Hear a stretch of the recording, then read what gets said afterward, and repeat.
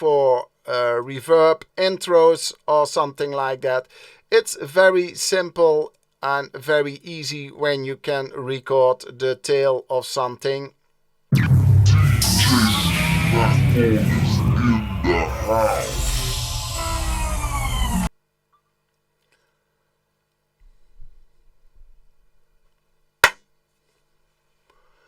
Hi everybody and welcome back on a new vlog.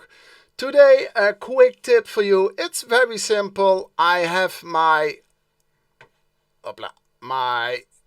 starters template for YouTube. It's a bass and a kick, and today I want to record only the reverb on the bass. Normally you don't record the reverb on the bass, but only for the sake of this tutorial. We also can make this now the lead, and then we're gonna mute those two.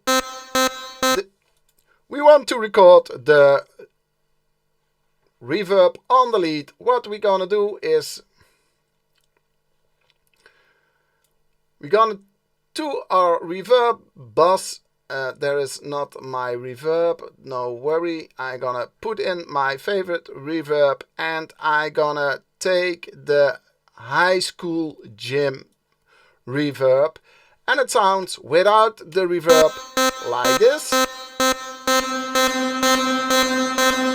and with the reverb it sounds like this. So what I want to do, I only want to record the reverb. So I'm gonna open a new audio instrument.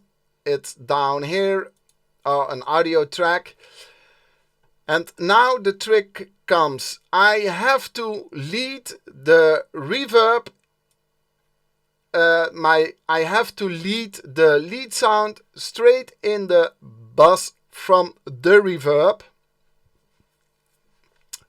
And that's bus 37. And then I have to do the input from the reverb, and that's going to the master bus. I have to put that one in there, and then I'm gonna mute the other ones or solo those ones, and click on reverb on the audio track, take off the loop, and then hit record, and voila.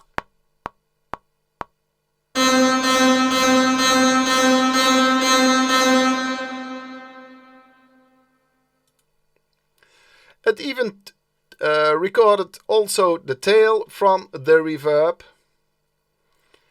And if I'm gonna solo that one, it sounds like this. Oh.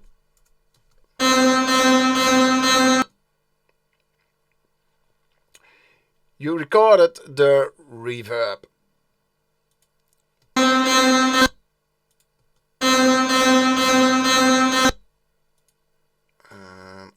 Of course,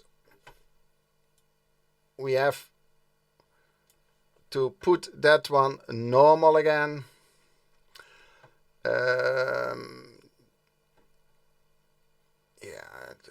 I don't have any input there. It doesn't have to be, but don't worry, we do it like that.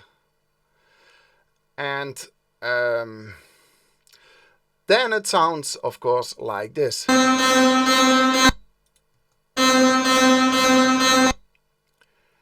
And then with the original sound, of course, you have to put everything back.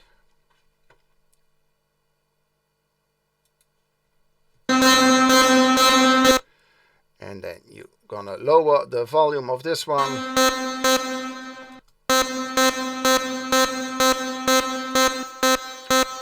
With and without.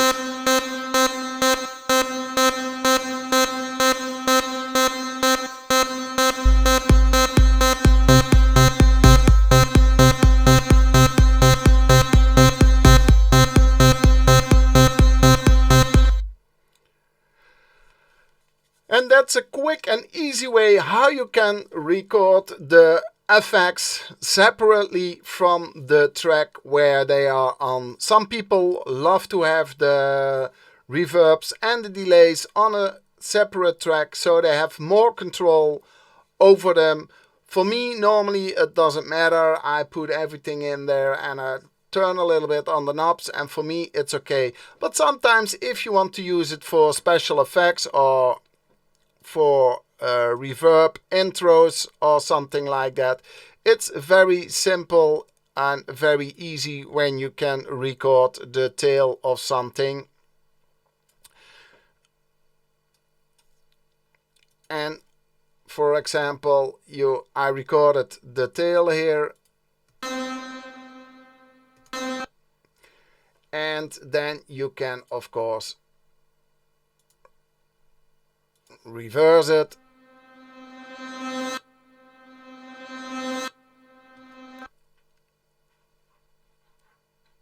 And you can throw this away. Hopla. Make that one smaller and go that over there. Let me do it correctly. This one away and that one there. A little bit softer maybe, but then you can of course rapidly make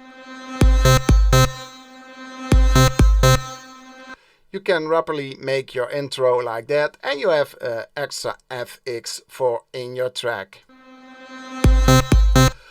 I hope you like this video. Subscribe to my channel, give me a thumbs up, subscribe to my socials, and I hope to see you back tomorrow. Enjoy!